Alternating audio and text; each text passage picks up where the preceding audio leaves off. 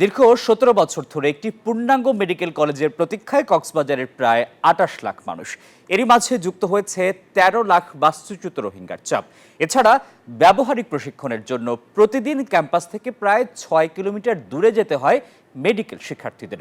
অবশেষে এসিজিপির সভায় ৫০০ শয্যার হাসপাতাল অনুমোদন পেল কক্সবাজার মেডিকেল কলেজ। এতে উচ্ছ্বসিত শিক্ষার্থী সহ জেলাবাসী। ইরফানুল হাসানের তথ্য এবং ছবিতে ডেস্ক রিপোর্ট। প্রায় ২৮ লাখ জনগোষ্ঠীর সেবায় কক্সবাজার জেলা সদরে রয়েছে মাত্র ২৫০ শয্যার একটি হাসপাতাল, যেখানে প্রতিদিন ৫ থেকে ৬ হাজার রোগী চিকিৎসা সেবা নিতে আসেন।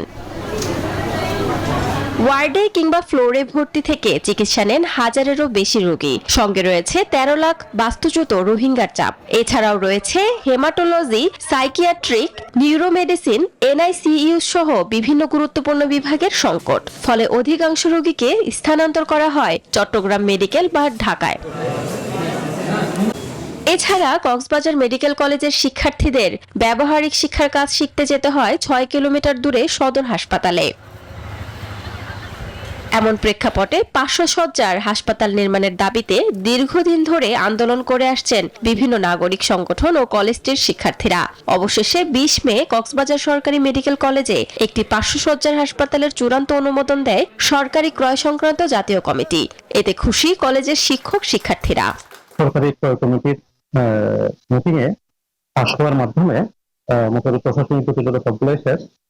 তো আল্লাহর ইনশাল্লাহ আমরা আশা করি যে আগামী ২ মাসের মধ্যে এটা কাজটা শুরু হয়ে যাবে ঠিকাদারের সাথে আমাদের জনপূর্ত বিভাগের।